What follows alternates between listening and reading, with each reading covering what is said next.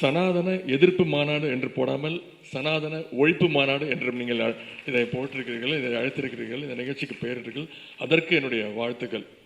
சிலவற்றை Who's Udayanidhi Stalin to abolish Sanatana Dharma? It can never be abolished.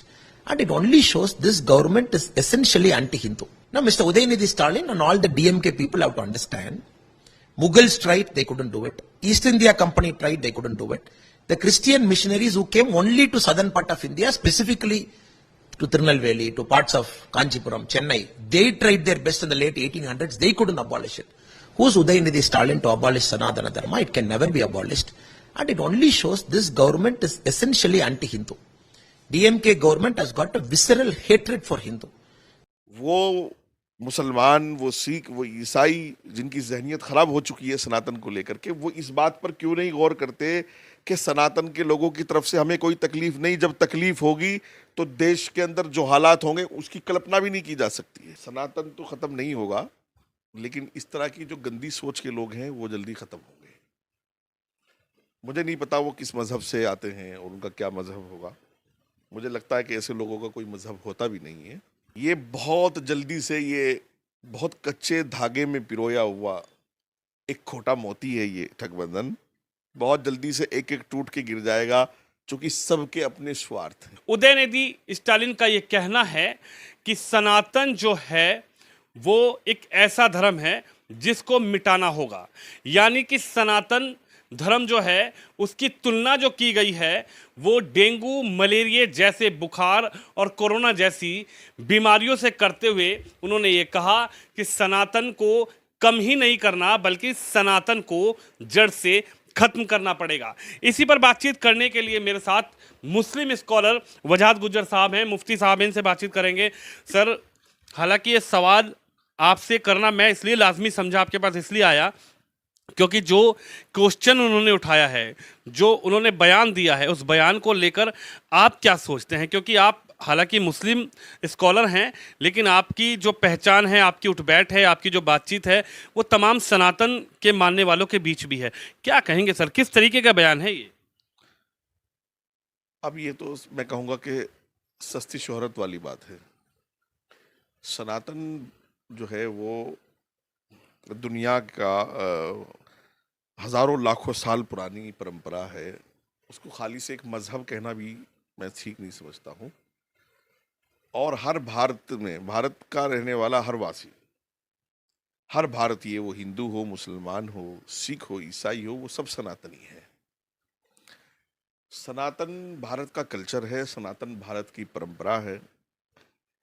और सनातन तो खत्म नहीं होगा, लेकिन इस तरह की जो गंदी सोच के लोग हैं वो जल्दी खत्म होंगे। मुझे नहीं पता वो किस मजहब से आते हैं और उनका क्या मजहब होगा। मुझे लगता है कि ऐसे लोगों का कोई मजहब होता भी नहीं है। या तो उन्होंने सनातन को पढ़ा नहीं, या समझा नहीं, या पढ़ने की कोशिश नहीं की, या वो जानबूझकर ऐसी घटिया बातें कर रहे हैं जिससे कि देश में नफरत का माहौल बढ़े। हो सकता है उनको वहाँ उनकी पार्टी को या उनके पिताश्री को या उनको, चूंकि वो खुद भी मंत्री हैं, इसका कुछ फायदा होता हो इस बात के बोलने का। अदरवाइज मैं इस बात का मतलब बहुत दुर्भाग्य है ये हम सब लोगों का कि सनातन के देश में सनातन ही के खिलाफ लोग बातें कर रहे हैं। सर, क्या कहेंगे? अभी आपने मज़हब की बात की, हम लगातार सुनते आते हैं जब भी कई चीज़ें होती हैं, चाहे 15 अगस्त हो, 26 जनवरी हो, तो हम बच्चों को भी ये सिखाते हैं कि मज़हब नहीं सिखाता आपस में बैर करना, हिंदी हैं और वतन हिंदुस्तान हमारा। और इस हिंदुस्तान में हर धर्म को मानने वाले लोग हैं, लेकिन अगर बात की जाए सनातन को मानने वाले, तो बहुतायत सनातन को मानने वाले लोग यहाँ पर हैं। ज़्यादातर अगर संख्या है तो वो सनातन को मानने वाली है।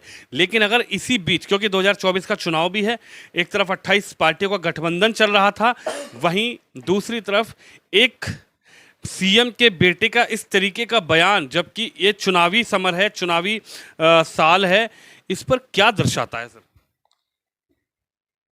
देखिए,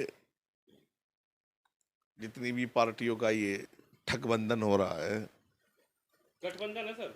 नहीं, ठगबंधन, ये ठग है, ये पब्लिक को इन्होंने ठगा है सबको। और मैं आपको, चलिए टॉपिक नहीं है आपका, लेकिन फिर भी कह देता हूं एक बात जी। ये बहुत जल्दी से, ये बहुत कच्चे धागे में पिरोया हुआ एक खोटा मोती है ये गठबंधन।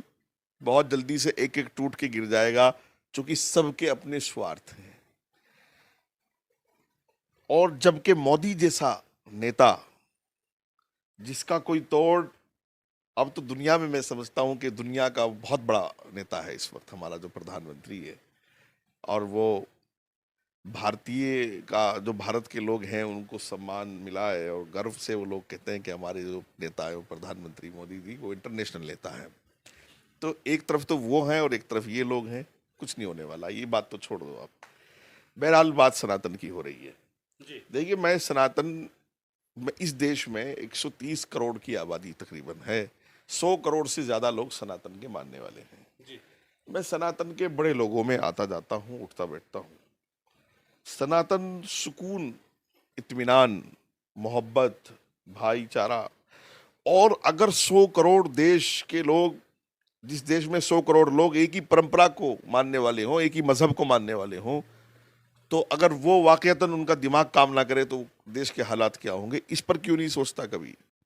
वो मुसलमान, वो सिख, वो ईसाई, जिनकी जहनियत खराब हो चुकी है सनातन को लेकर के, वो इस बात पर क्यों नहीं गौर करते कि सनातन के लोगों की तरफ से हमें कोई तकलीफ नहीं, जब तकलीफ होगी तो देश के अंदर जो हालात होंगे उसकी कल्पना भी नहीं की जा सकती है। अब जैसा ये कोई बदतमीज आदमी जो भी है, कोई, मैं तो जानता नहीं उसको कौन है, सुना है मैंने बस, तो इस तरह के बदतमीज लोगों के लिए चाहिए कि जो देश के 100 करोड़ लोगों की इज्जत पर हमला कर रहा है, मैं कहता हूं देश की इज्जत पर हमला कर रहा है, तो मैं, सनातन के लोगों ने हमेशा बड़े होने का सबूत दिया, बड़प्पन का सबूत दिया है, और सनातन के लोग शांति, अमन, इत्मीनान में विश्वास रखते हैं।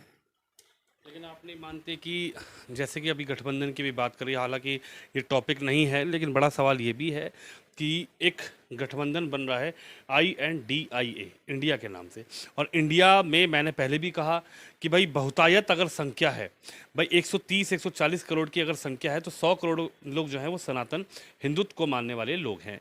लेकिन जब 28 पार्टियां गठबंधन करती हैं, 63 नेता मंच पर मुंबई में इकट्ठे होते हैं, और वहीं एक CM जो कि इस पार्टी में, इस गठबंधन में शामिल हैं, उनके बेटे ऐसा बयान देते हैं, तो आपको नहीं लगता कि ये जो गठबंधन है इसकी अब परेशानियां बहुत ज़्यादा बढ़ गई? एक तरफ इंडिया की बात करते हैं, एक तरफ देश की बात करते हैं, लेकिन वहीं एक नेता का बेटा कहता है कि सनातन को ख़त्म करना है, सनातन को तो फिनिश्ड कर देना है।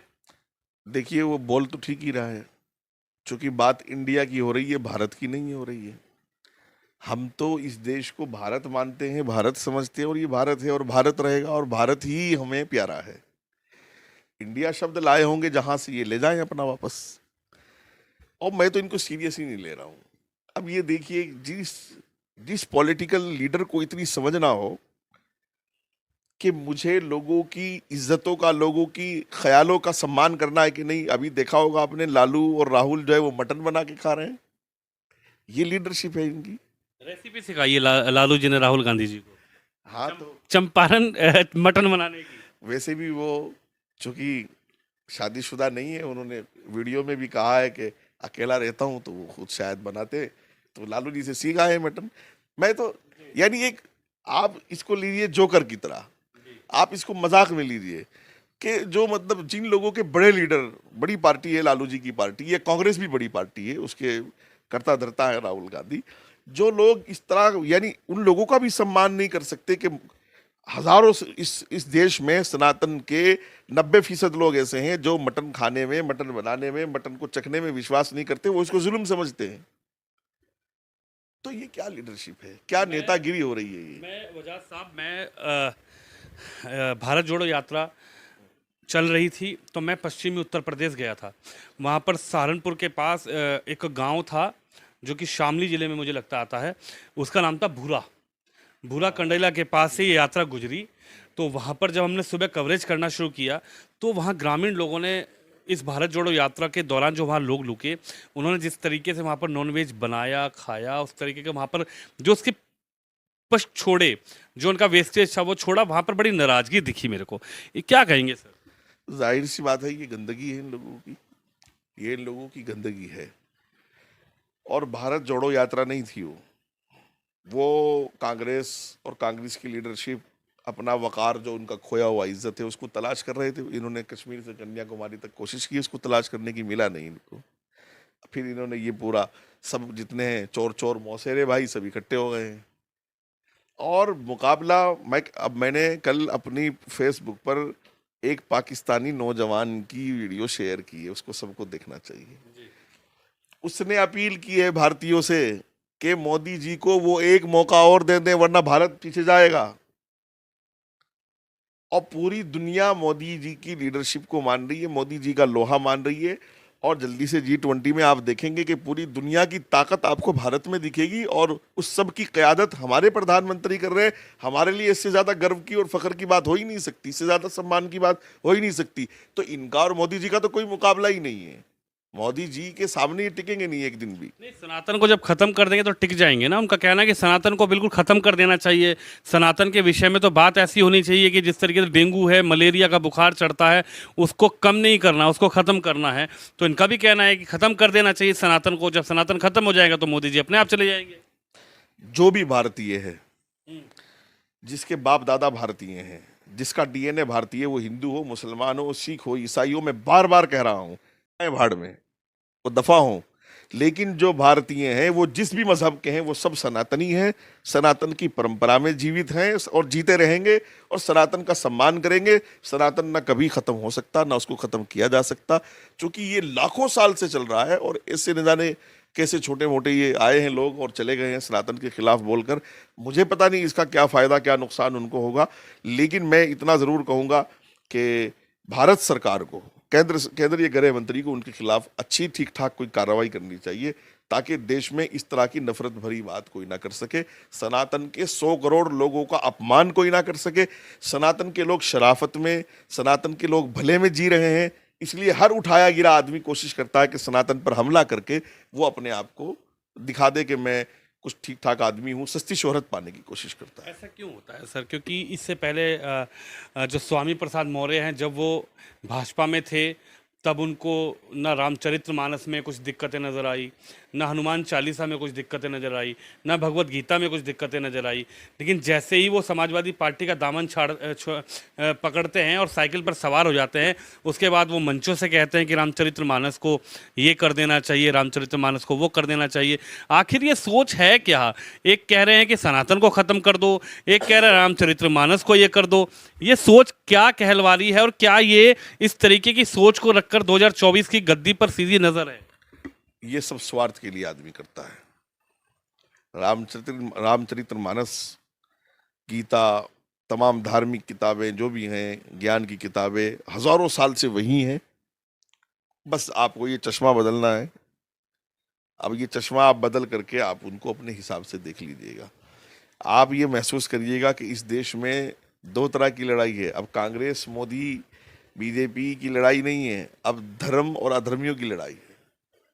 एक तरफ धर्म खड़ा है जिसको हमें निभाना है, सबको, हर भारतीय को निभाना है, और एक तरफ ये अधर्मी लोग हैं जो भारत को नुकसान पहुंचाना चाहते हैं, यहाँ की परंपरा को, यहाँ के लोगों को, यहाँ के इतिहास को, यहाँ के मजहबों को, यहाँ के प्यार को, भाईचारे को हर तरीके से ख़त्म करना चाहते हैं। तो अब ये बात जो है वो धर्मों में नहीं रह गई है, ये खाली हिंदू मुसलमान में नहीं रह गई है। अगर टोटली इसको ऊपर से नीचे तक बांटेंगे, पूरे इतिहास पर नज़र डालेंगे, तो धर्म और अधर्म की लड़ाई है।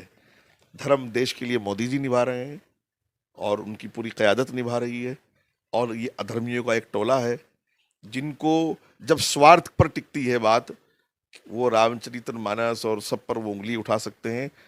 और उनके कुछ एक दो साथी और थे जो अब कान पकड़ के फिर वापस हो गए हैं, उन पर भी नज़र रखिएगा।